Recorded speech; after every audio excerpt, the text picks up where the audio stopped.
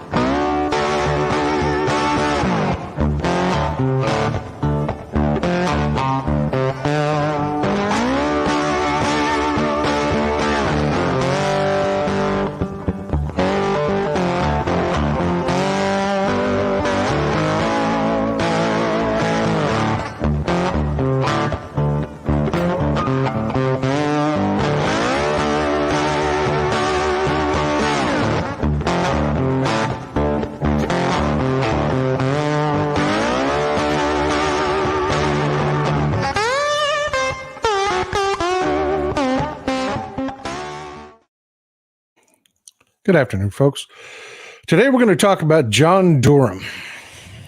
John Durham, as you know, just issued a report that the Republicans have, they've been lying their asses off about. There's just no two ways around it. CBS did a wonderful thing and have made a PDF version of the Durham report available to anyone who wants to read it. All you have to do is do a Google search for readable version of the Durham report, and you can read it yourself.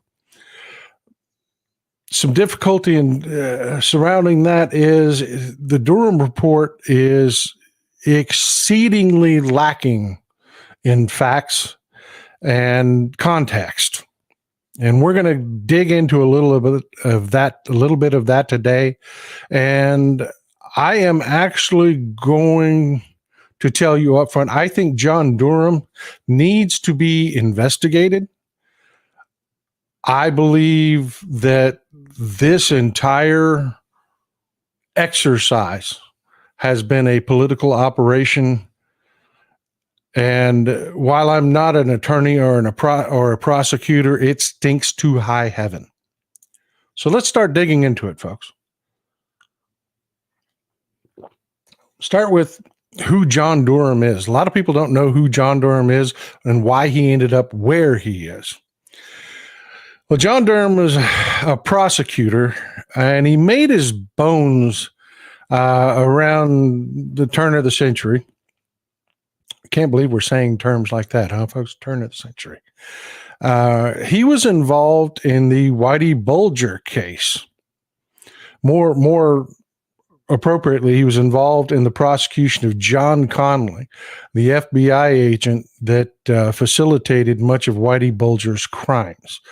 And if you'd like a breakdown on John Connolly and his relationship with Whitey Bulger, I want to really recommend this to you. Let me pull it up for you. There was a 2015 movie that Johnny Depp did, which I believe is maybe one of Johnny Depp's best performances. I mean, this is actually a dramatic performance. It's not a comedy. It's nothing like Pirates of the Caribbean. This is a very serious performance.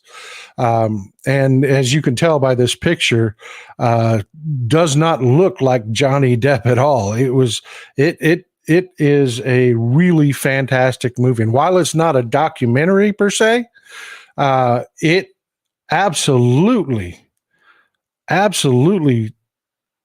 pieces together Whitey Bulger's rise to power, his relationship with John Connolly, who was convicted and sentenced to 40 years in jail, folks. He was an FBI agent that came from Whitey Bulger's neighborhood.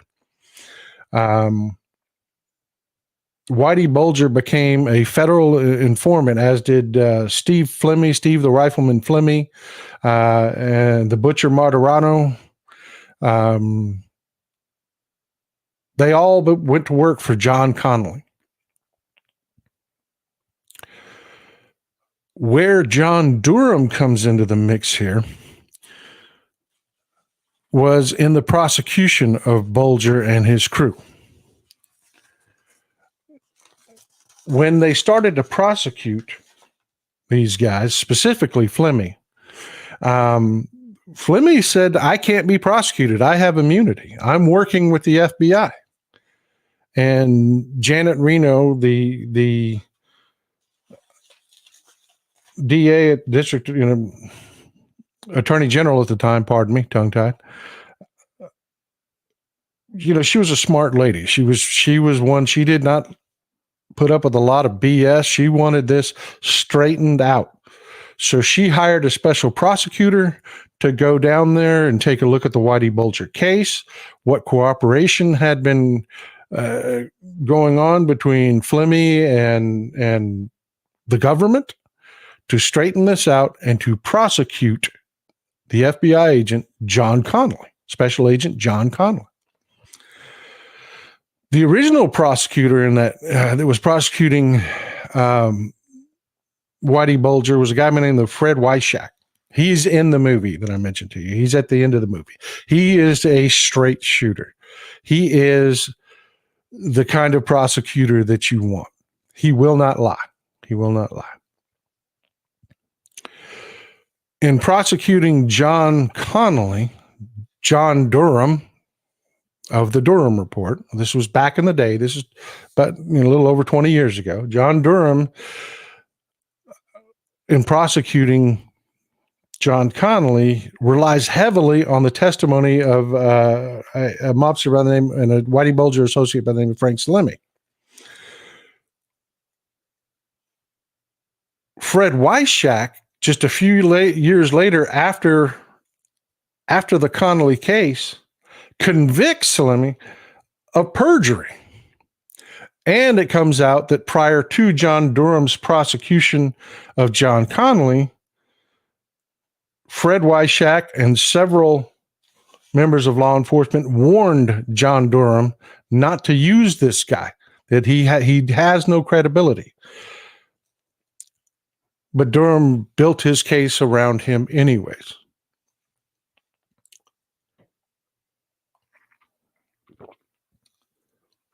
Which to me tells me Durham is no white knight. He is willing to go out there and do whatever he thinks can make his case, including use people that are known liars and present them as to quote John Durham, that to paraphrase John Durham, that Salemi was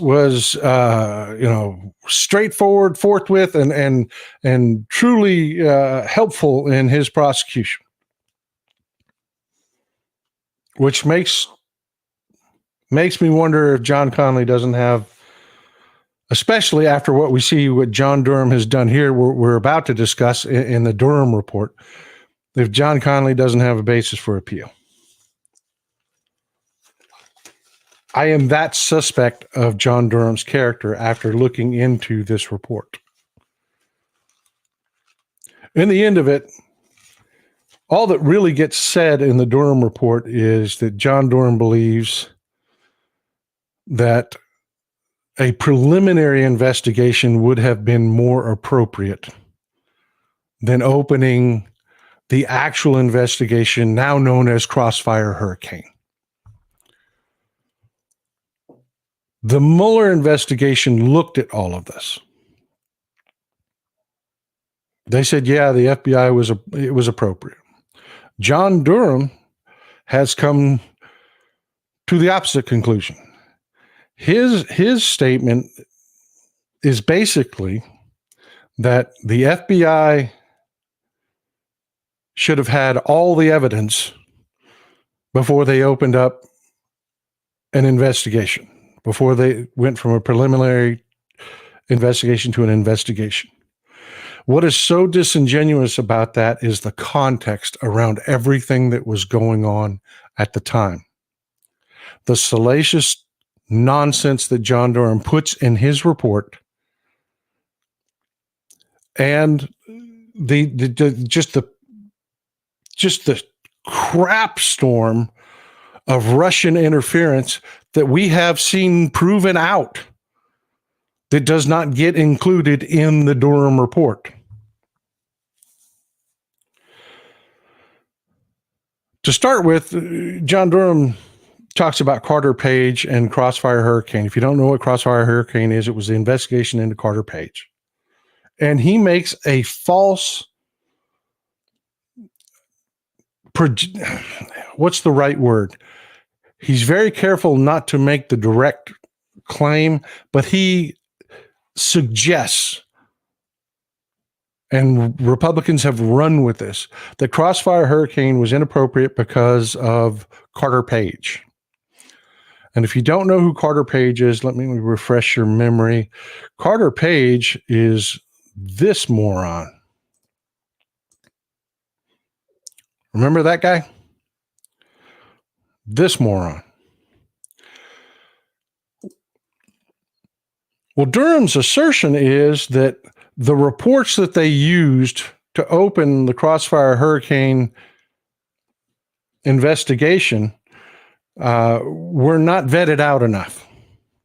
The problem is John Durham has no training at all in dealing with intelligence matters. That is not what he does. And just a little background information, prosecutors focus on specific things. Okay, they really do. And it becomes muscle memory for them to handle their cases.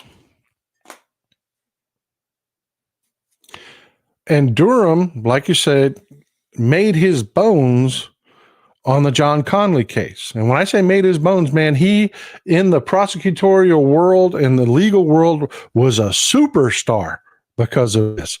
I mean, and this is one of the biggest FBI corruption cases ever. And it was under, it was his collar, man. He got it. He did it. He traveled around to law schools and gave lectures about what a badass he was for being able to do this.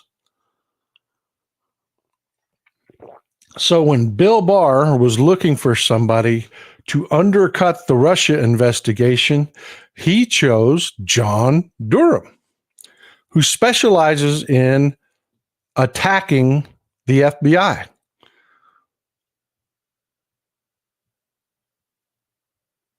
So we have the Mueller report that we've read. We know the information in it. Here comes John Durham saying, well, you didn't have enough information to open an investigation. Well, let's talk about that. Carter Page in 2013 had been caught up in a surveillance of a Russian spy ring in Manhattan.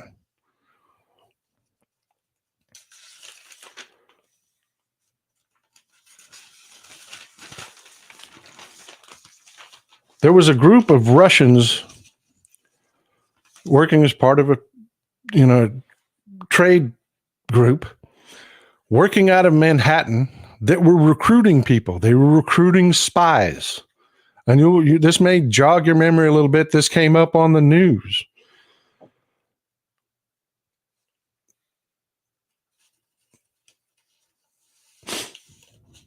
This is the one where they called him an idiot. This is the one where the Russian spy said, well, we've got this guy. He might be a good contact.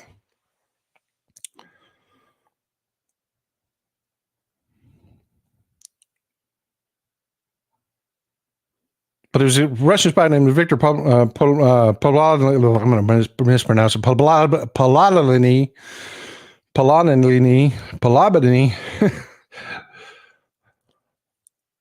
was caught on tape talking about Carter Page. He said he was a moron. He said the guy keeps contacting me and texting me and emailing me in Russian. The guy goes to Russia more than I do. And I'm a damn spy. But he might be useful. And the FBI had all of this. They had surveilled. It was an SVR, which is Russian, more out of the KGB. They're kind to our CIA. He was a spy. Well, Victor was a flat out 100% Russian spy. That ring got busted up.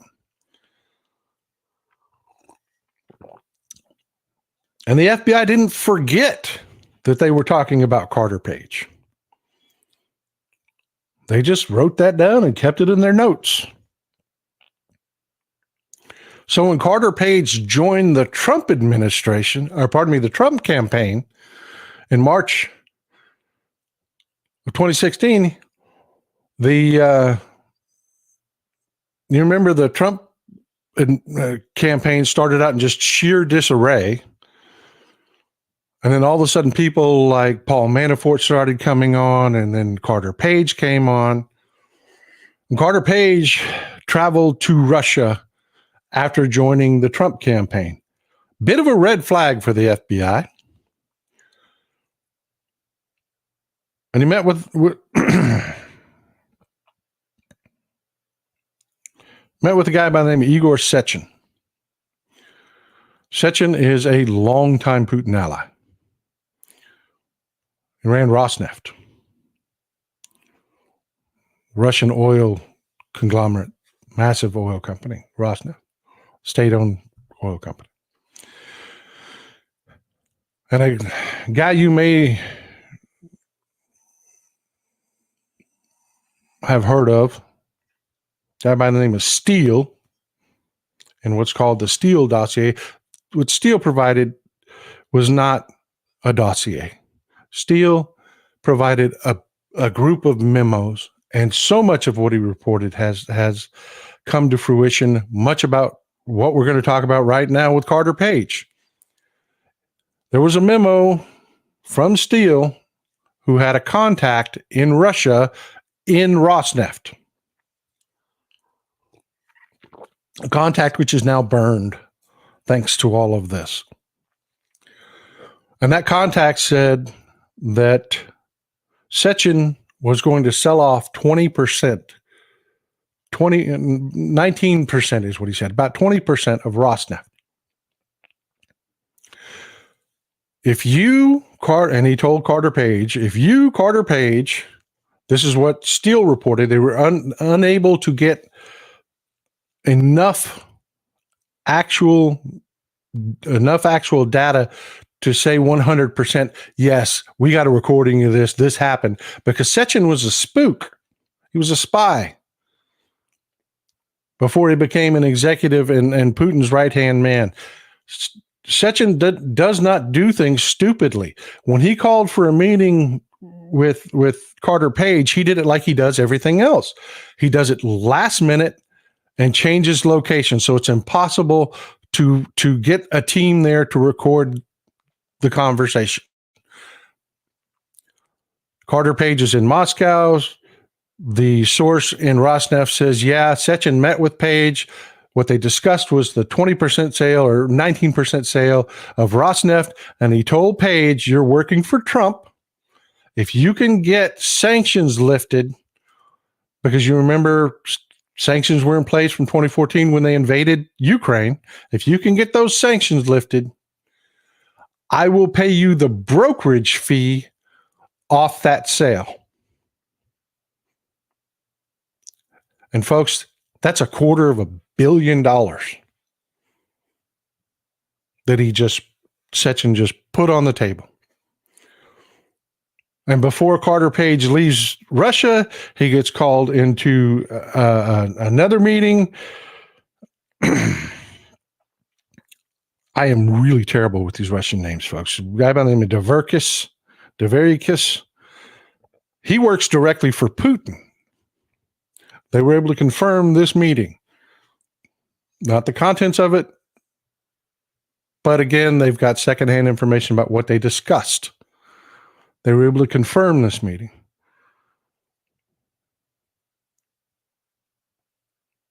And he offered compromise to Carter Page to take back to the Trump administration if they cooperate. It came with a carrot and a stick. The carrot was, if you cooperate, and you do what we want you to do, we will give you dirt on Hillary Clinton. If you do not cooperate, by the way, Hillary Clinton is not the only person we have dirt on. We have this file here labeled Trump. And Carter Page presumably took that back to Trump.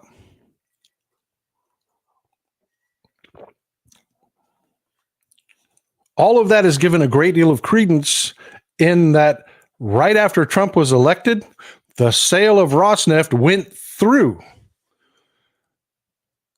19.5% of Rosneft got sold off in a very murky, muddled sale that was not typical at all for the sale of a major oil corporation.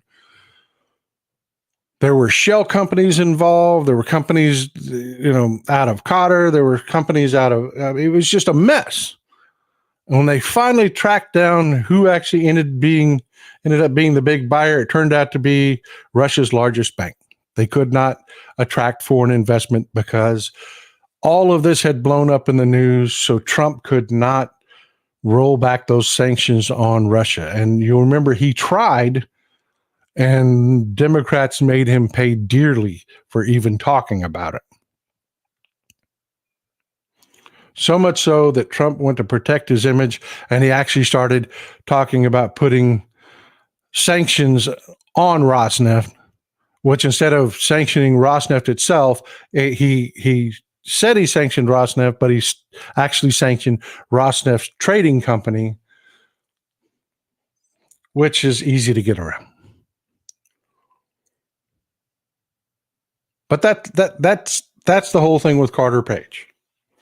The FBI has all of this information, all of these contacts. The guy goes to Russia like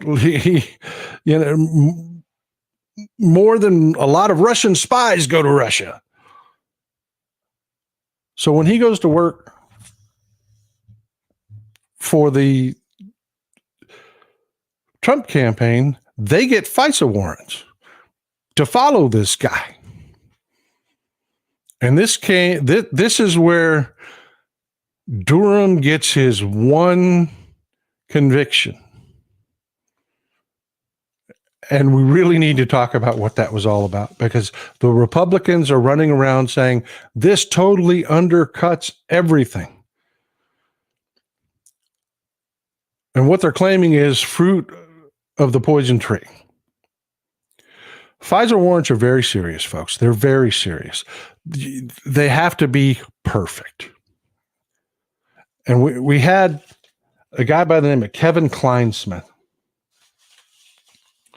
who was handling the paperwork on the application for the FISA warrants for Carter Page. Nothing is disputed about what they found out. They got on wiretaps Carter Page's trip to Moscow, where if you put it together with what we got from Steele, you've got his trip to Moscow where he met with met with these folks and made this deal. That's not in dispute, what they got from the FISA warrant. What's in dispute is Kevin Kleinsmith used 3 words. He changed the initial application that was put together, and he added 3 words. Not a source. What he said on the FISA application was that Carter Page was not a source for the CIA, which is not true. When they found out that the Russians were working Carter Page, the CIA started working Carter Page to make sure that if anything happened, they had an in on it. That's what they're supposed to do. And none of this is relevant to the actual intelligence that came out of Crossfire Hurricane, which sounds like a big deal, right? I mean, except for the fact that Carter Page wasn't the source for all of the intelligence in Crossfire Hurricane. He wasn't the source that caused them to open Crossfire Hurricane. It was George Papadopoulos. And if you don't remember George Papadopoulos, he's a guy, he was actually convicted of lying and sentenced to 14 days, a little slap on the wrist, because he was really nothing, just a loudmouth. He himself was not integral, but he knew things. And when he was in London on behalf of the Trump campaign, he was at a bar drinking with the diplomat from Australia, and he got drunk. And he started bragging about all of the contacts, all of the connections that the Trump campaign had with Russia, and what a new day it was going to be if Trump won. How, yeah, man, it's going to be a big deal for Russia when we win.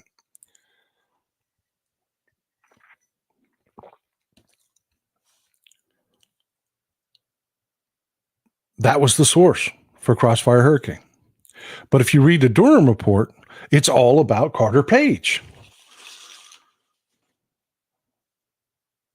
And he misrepresents what Papadopoulos, the importance of what Papadopoulos says in the report.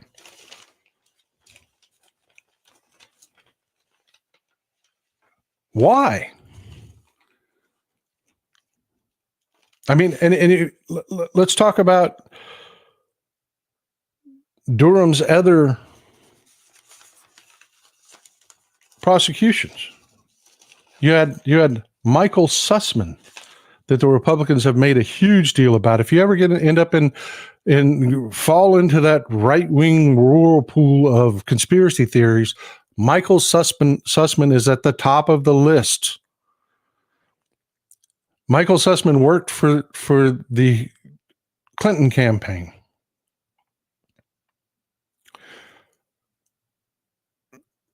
But he used to work for the FBI.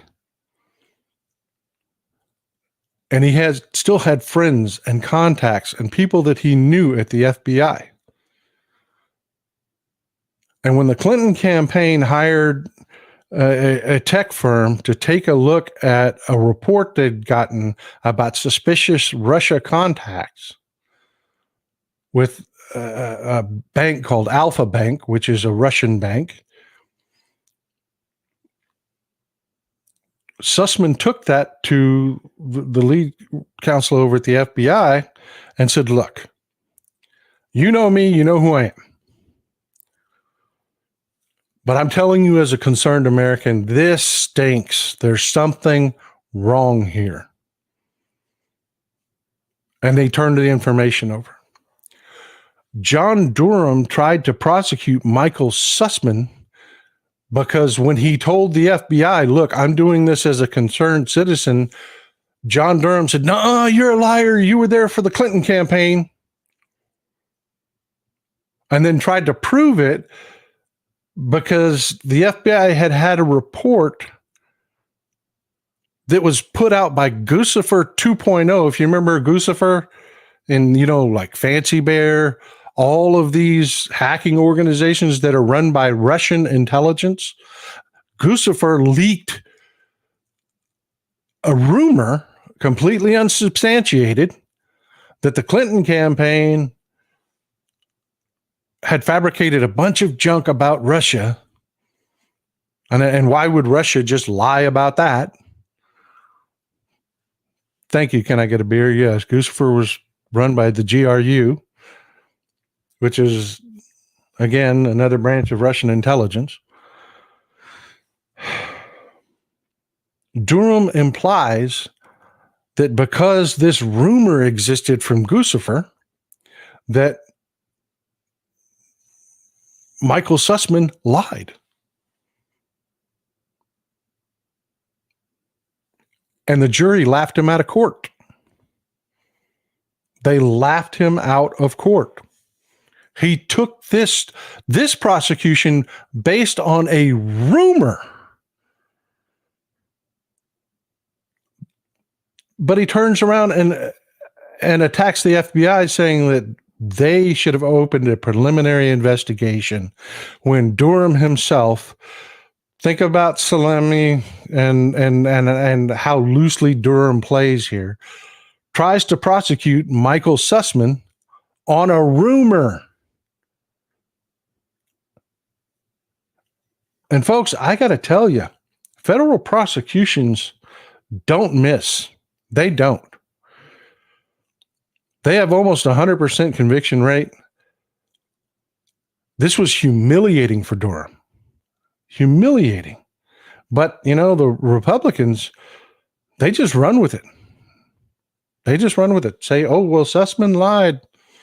Look at Sussman. And they tell their people a bunch of bullshit, even though when the facts were laid bare in court, the jury looked at it and said, no, not even close.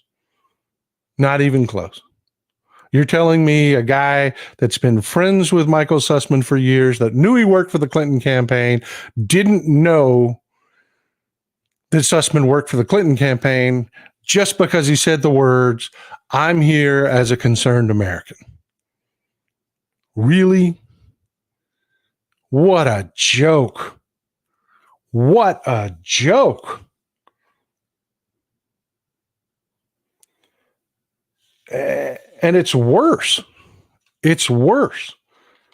Because not only does Durham mischaracterize Papadopoulos, he doesn't even talk about Roger Stone and his ties with WikiLeaks. He was convicted on 7 felony counts of lying to Congress, obstruction of justice, witness tampering. You may remember he told Randy Credico, the witness, FBI's witness, that he should do a Frank Plantagenet from The Godfather. You may remember, change his testimony, lie under oath, and then go kill yourself. Roger Stone was convicted on all of that. And then Trump pardoned him.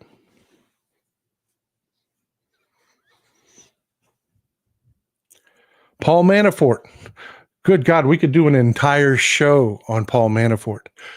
It would be easier to do a show on who Paul Manafort wasn't talking to in Russia, wasn't dealing with in Russia, than who he was. He was convicted in federal court. He was convicted in Virginia of conspiracy, lying. He lied that he worked for Viktor Yanukovych. That was, if you remember, in Ukraine. It used to be a puppet state of Putin. This is what's got Putin so freaked out. He owned Viktor Yanukovych. And Paul Manafort worked to him before he started running the Trump campaign. And Manafort just lied about contact after contact and conversation after conversation.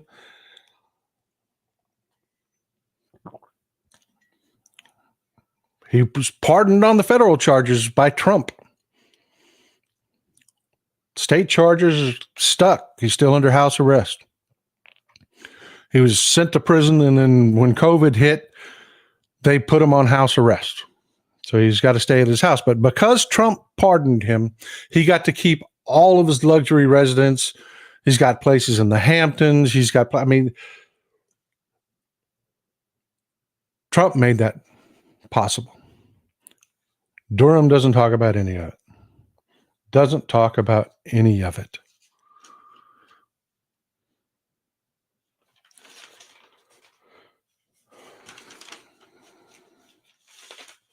And again, it's such a joke. He's alleging that the FBI should have opened a preliminary investigation when they knew all of this was happening.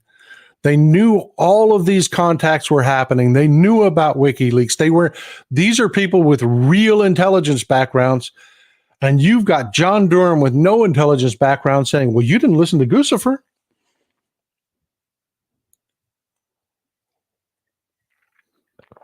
But for me, the dirtiest is Igor Danchenko. That was the other person that John Durham tried to prosecute. And this is the most damning.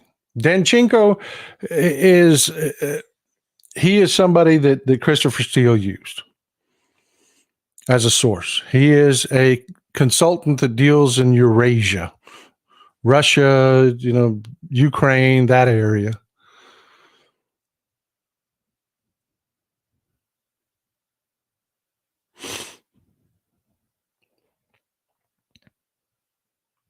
So who's Ivan Danchenko? He, like I said, he's a consultant that gave a lot of information to Christopher Steele that turned out to be true. It turned out to be true. But during a conversation with the FBI, he said, I believe I spoke to this person. I may have, and not this person. I'm not sure. So John Durham takes a tweet. I'm not even kidding. A tweet from the person that Danchenko says he might not have talked to, and indicts Danchenko and says he's lying. And let me tell you how insane this was. Durham hadn't even pulled the data from the social media platforms that they were using to communicate. Had he would have had exculpatory evidence from Danchenko. So much so that he continued on with this indictment. Had he stopped, Danchenko would have been shielded from future indictment by double jeopardy. But Durham continues on with this indictment. I'm trying to keep it simple here, folks. He calls Danchenko a liar over a tweet, and then puts on such a shit show of a prosecution because his own case is falling apart when he finally pulls data from these social media sites that he can't even call the witnesses that are the core of his case because there's exculpatory evidence there. I'm not kidding, folks. This is not normal for a federal prosecution. Federal prosecutions are spot on. If the FBI or a special agent from Treasury or anywhere comes to your house, knocks on the door, we want to talk to you about this, and you did this, you're the last person they're talking to. And they know all the answers to every question they're going to ask you. What you need to say is,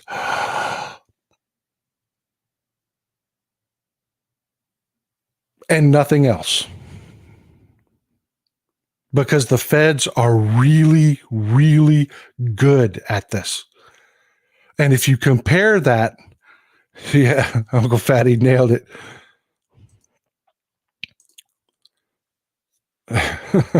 Exactly.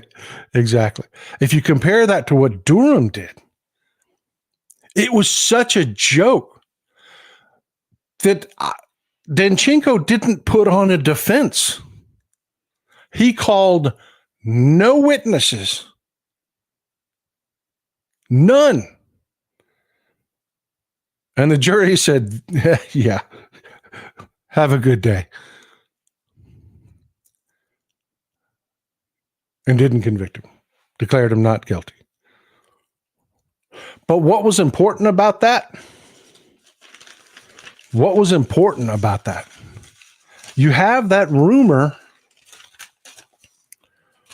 from Guccifer circulating around.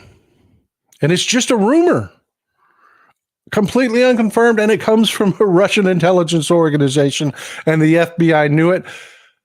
John Ratcliffe, Trump's head of intelligence, the guy that is the bottleneck from all the intelligence agencies to the president, John Ratcliffe, declassified that rumor and ran with it in the news media. And it fell flat because the news media said, because for the Russian government, this doesn't mean anything. But the Danchenko prosecution was in October of 22. Surprise!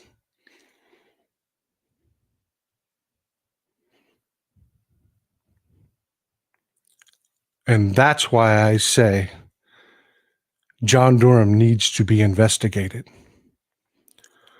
This report was an utter waste of money. The Danchenko prosecution was a political gift, an October surprise. It was coordinated with the Trump the Trump administration and John Ratcliffe, where they were trying to push this narrative, and it all collapsed. You remember, the Trump campaign was promising this is going to be bigger than Watergate, more prosecutions. We're going to have thousands of prosecutions.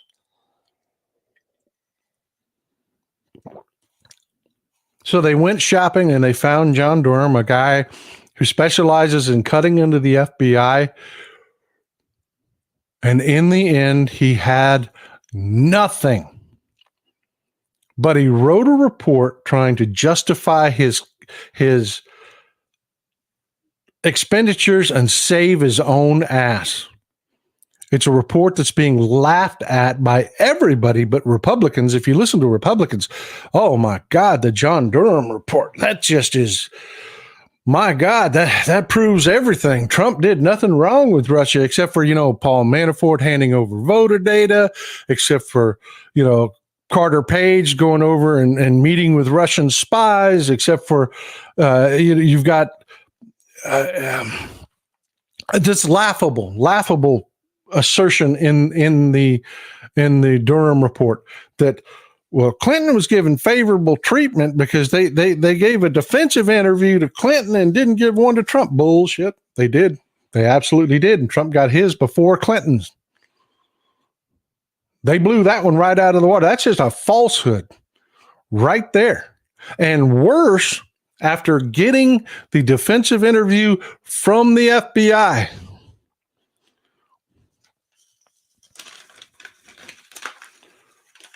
they went on to continue with the exact same behavior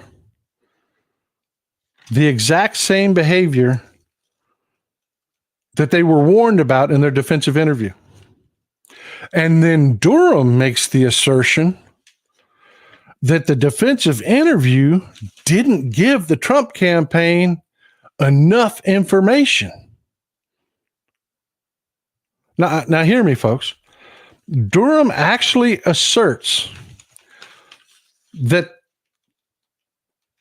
the Trump campaign and Donald Trump and his people, that the FBI knows, that John Durham knows, had all of these contacts with Julian Assange, with Russian spies, with you got Manafort giving, just handing information over. You got Roger Stone. You've got all of these people. They know this is going on. And John Durham says, you know what? You should have given them all the goods. You should have told them everything you knew.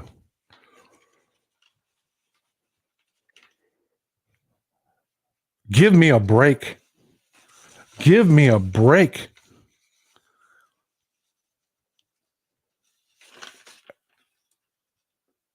Even after being warned about Mike Flynn, they were given a defensive briefing about Mike Flynn. Trump still hugs on to Mike Flynn to this day. And right after the defensive briefing in July of 2016, you had Trump Jr. You've got Trump Jr. that sits there and holds a meeting in Trump Tower over getting dirt on Hillary Clinton.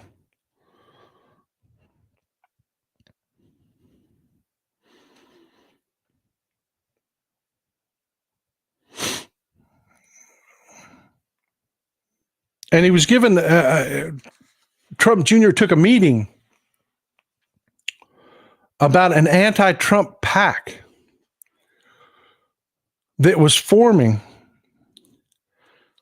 And a lot of people, this didn't make, I don't know why this didn't make more news, but right after their defensive briefing in July, Trump, Jr. sits down and takes a meeting about a PAC that is about to go live, a political action committee that's about to go live, that has been hacked. We know all the Russian hacking that was going on, but this PAC had been hacked. It was called the PutinTrump.org PAC, where they were going to outline and call attention to all of these Russian gimmies that were out there. This is after the FBI said, don't do this. The Russians are using you. Don't do this. Junior takes a meeting and does it again. And then you've got Durham. Oh, you should have given them all the information you had. The FBI should have just turned over all the goods. Which is a joke. It's a joke. And I'll tell you, folks, some of the most damning things about the Durham report are what's not in it. The Italian government referred to the FBI crimes. They flat out said crimes that the Trump organization was committing. Not mentioned in the Durham report at all. And you may remember Bill Barr and Durham himself traveling to Europe about all of this information that was supposed to be just proving Trump was innocent. And they've got the goods. They had to fly. Do you remember those reports in the news? Bill Barr himself flew to Europe to gather this information. None of it made it into the Durham report. None of it.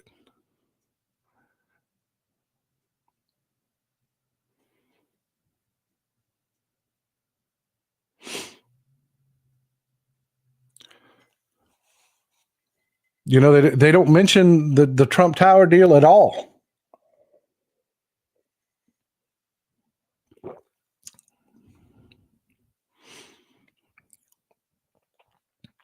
And one name specifically that was left out of the Durham report, Konstantin Kilimnik. Konstantin Kilimnik. His name does not appear in the Durham report. Konstantin Kilimnik was the go-between between Paul Manafort and Oleg Deripaska. This is not speculation. This is fact. Not speculation. This is fact.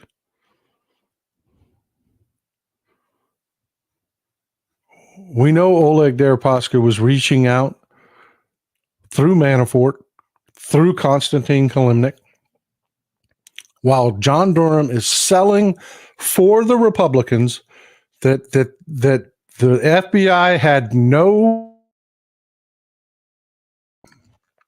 justification whatsoever for Crossfire Hurricane or the Mueller report or the IG report that substantiates all this, that they had no grounds for any of it because of Carter Page. He doesn't mention Konstantin Kilimnik's name once in the entire report. You know, folks, I've said it. I will say it again. John Durham was picked because he's John Durham. You have prosecutors. Prosecutors focus on it's muscle memory. You've got mob prosecutors. You've got organized crime prosecutors. You've got tech prosecutors. You've got prosecutors that know how to bring certain cases. And John Durham was brought on to cut into the FBI and to give Republicans fodder for their reelection campaigns. And they did it on our dime. We paid for it all.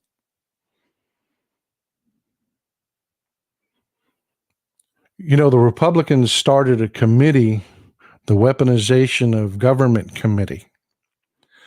My suggestion is after we take the House back in 2024, we don't dissolve that committee. We use it. And its first target should be John Durham.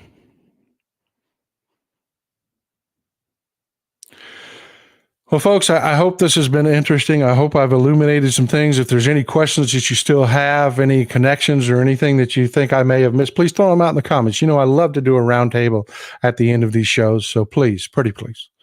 Any questions you have or comments at all, throw them out there, and we'll spend a few minutes, the next 10 minutes or so, just talking about things.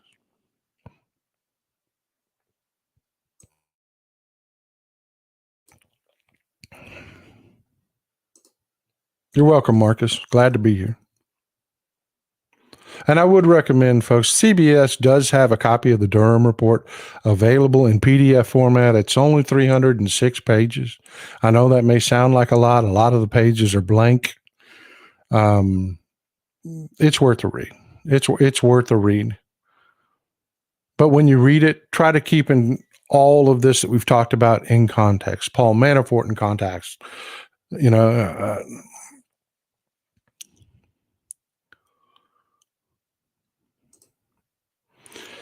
good comment, Wayne. Wayne Gordon says Durham's job was to investigate the FBI's investigation to see if the FBI was wrong. His conclusion was they weren't.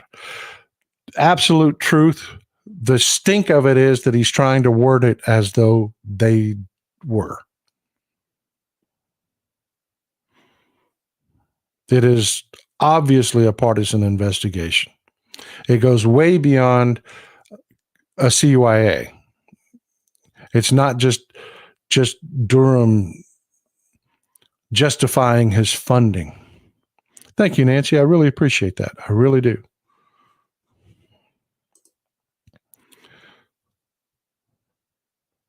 Petrazi, I really appreciate that also. It helps pay for all of this.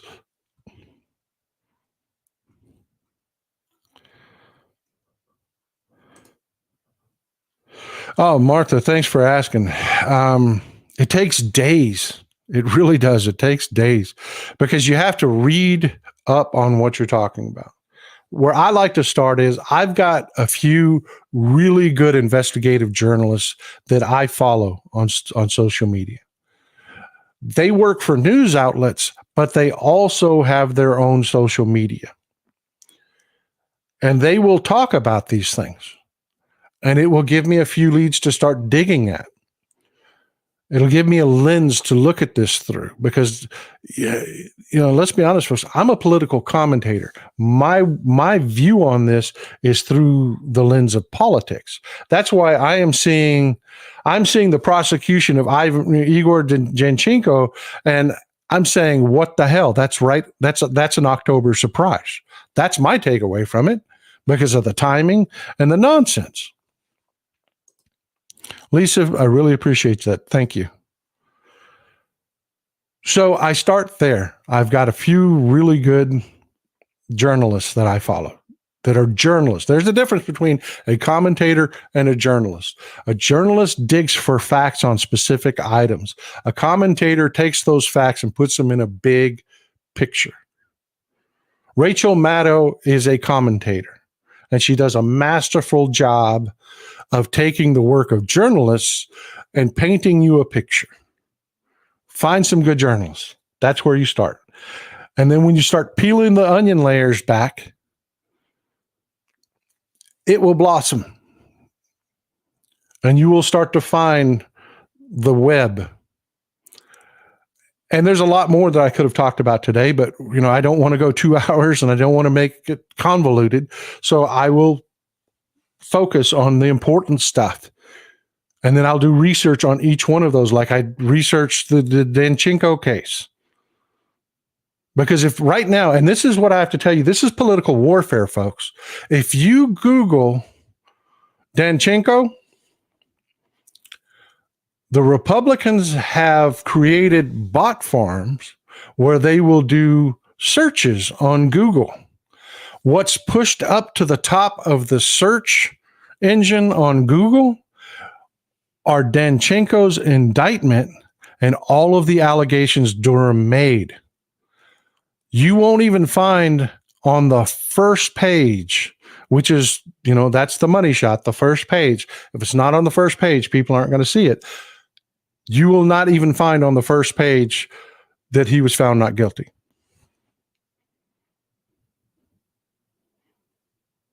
So yeah, it's days of just reading into different aspects of it. I appreciate you for asking that, Martha. I hope I answered your question. Start with a good journalist. That's my advice.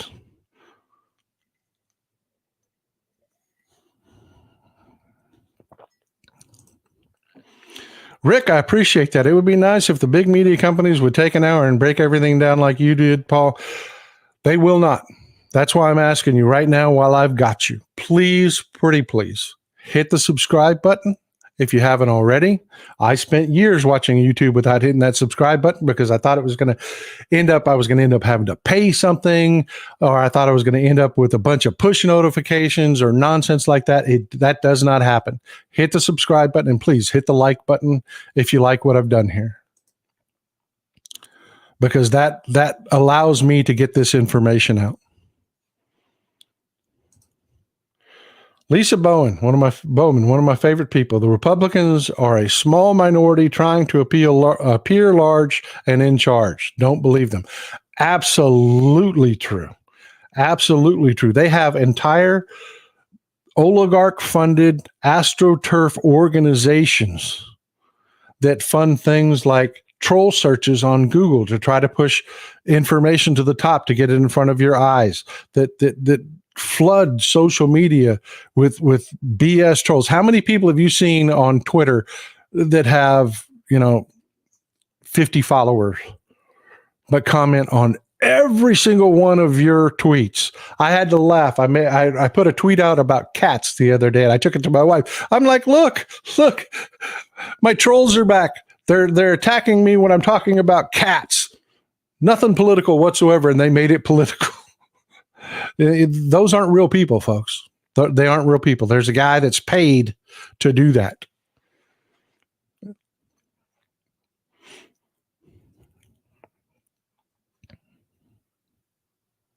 I appreciate you, Pete. I really do. That really helps out. Thank you very much.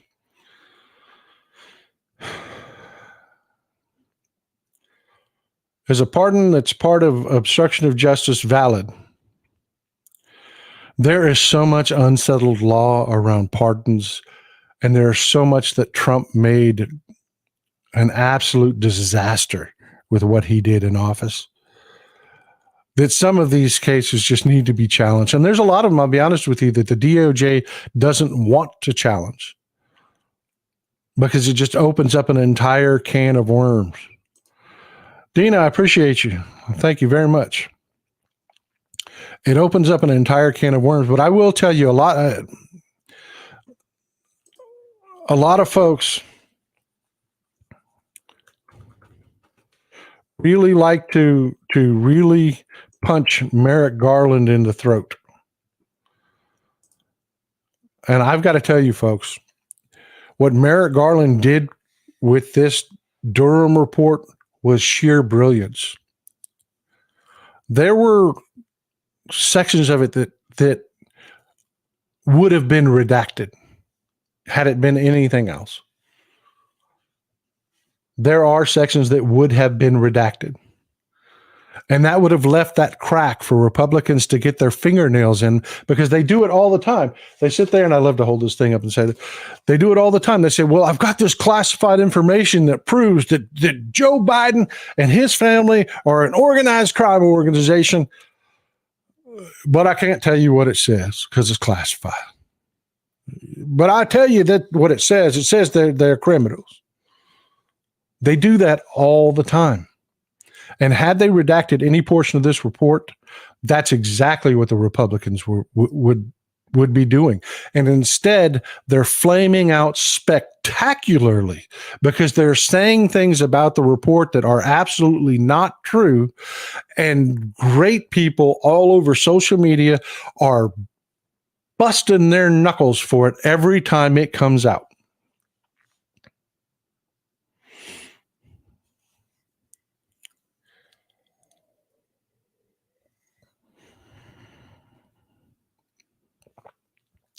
Great comment, and I appreciate it.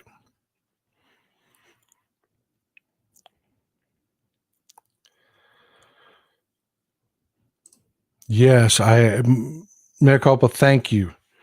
Durham is going to have to face some tough questions. I cannot wait for Dan Goldman to sit across from Durham and have at it. You know, Durham has got to be absolutely dreading this because, like I said, he has been somewhat of a legal superstar. He does. He travels around to different law schools and he gives lectures. He gets paid to give lectures.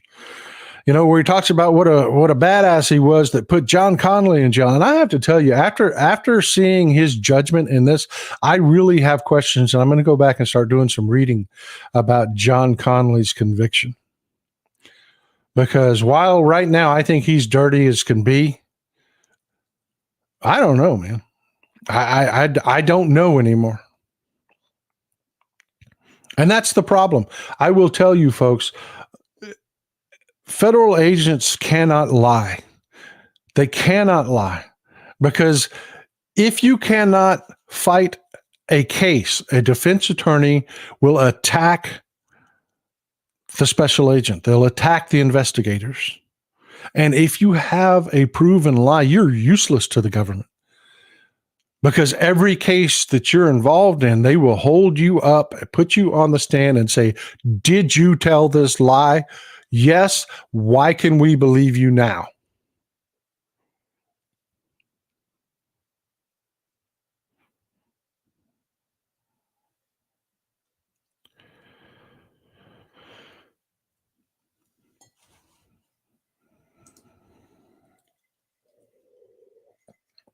Nicole Marie, thank you for this. Amazing that Jim Jordan is the one who called Durham.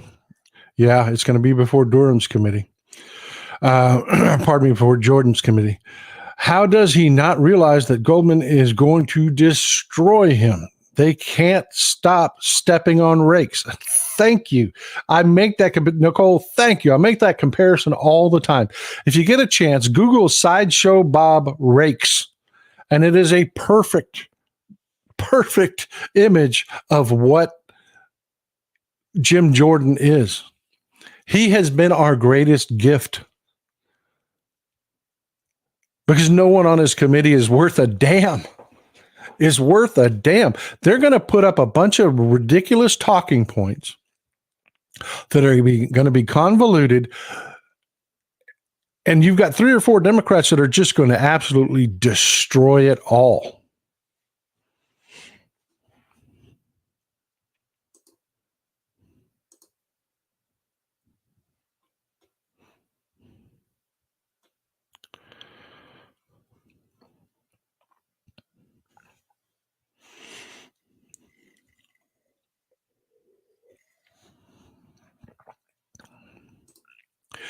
We do not, it's still classified. We do not have all the information that the Italians turned over, but we do know that they characterized it as crimes.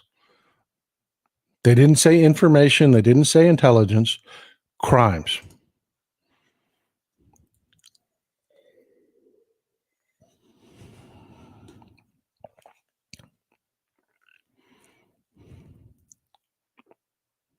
Let's find another good comment. Yes, he is. Jim Jordan is an evil little pustule. I call him Little Jimmy Jordan.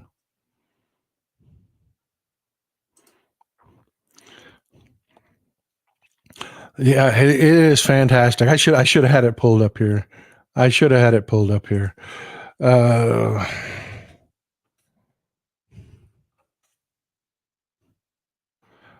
see if we can do it.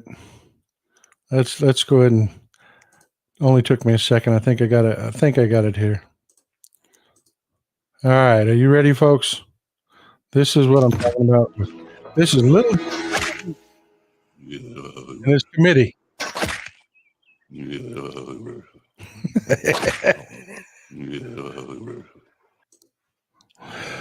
I got to be careful of that. I'll get dinged for a copyright violation.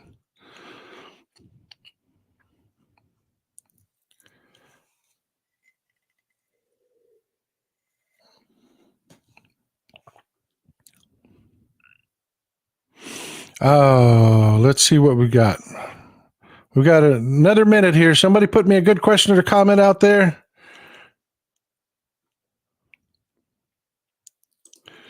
I hear you, Mike. I hear you.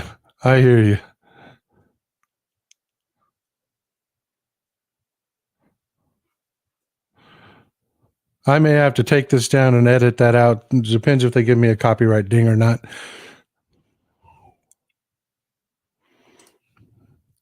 Yeah, Stephen Miller's gross. He is gross.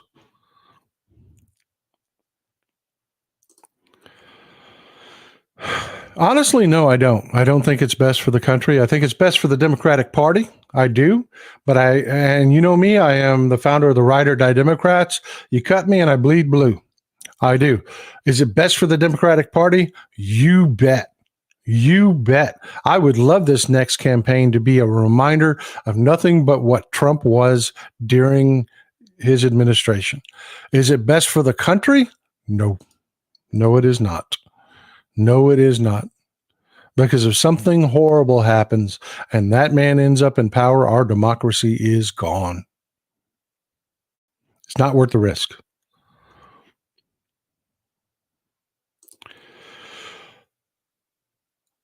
You're welcome. I enjoyed doing it. There's a lot more to it. But I tell you, folks, we could talk for 2 or 3 hours and not cover all of it, and it would just end up being confusing. I appreciate you all being here. It was a lot of fun. We're running out of time, folks. I'm always grateful to talk to you. I would like to pose a question to you. One, I want to remind you, hit down there, hit the subscribe button, and hit the like button. But I am considering actually doing a couple of these a week, maybe on a Sunday and a Wednesday, Sunday and a Thursday, and just tapping these topics like the Durham report, important things that are going on. What do you think, folks? Would you like to see another show during the week? And if you do, what day?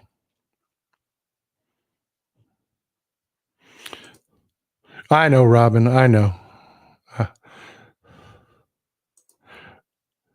We're so close to the end of the show. I didn't even bother to mess with them. Amen. I am reaching out to the Colin Allred campaign. The best way to make that happen is for you folks to hit the subscribe button and get this video out. Because if this video blows up, I can call Colin Allred and said, look, man, 10,000, 20,000 people watch this. Come sit down with me for a few minutes. I got some folks that want to ask you some questions. You folks need to help me with that. This is a brand new show. You know, we've only done maybe 8 or 10 of these total. So we've got to get that audience up. I need your help with that.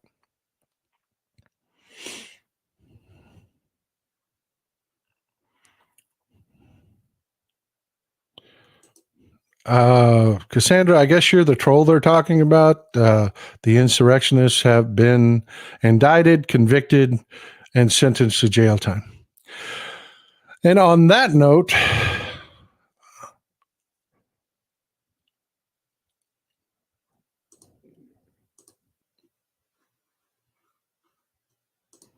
Ren, I appreciate you very much. That really helps things around here. Helps me get the message out because, like I said, I spend days on these just digging for information.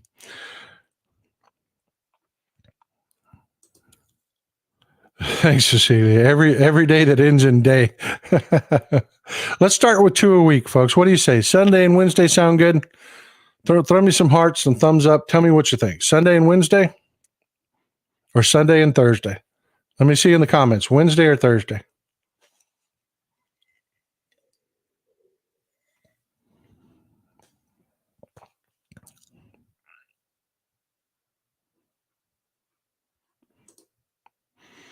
Want to see it earlier? I hear you. This was an experiment. The noon one was an experiment. I normally do it about 9 Central Time. I do get a lot of complaints from people on the West Coast that it's difficult for them because it's 7 o'clock in the morning there. So maybe we'll look at doing it at 10 o'clock Central Time. And we're getting Thursday votes in, so that's what we'll try, folks. This is a team effort. You're the best audience anywhere. You're knowledgeable. You bring great comments. I tell you, you recharge me. You recharge me. I spend all week digging into social media, which can really be a drag, folks. And just being able to sit down and talk to you folks, it really recharges my batteries and keeps me going. It was a wonderful day, folks. Y'all have a great day. Enjoy your Sunday. I'm out.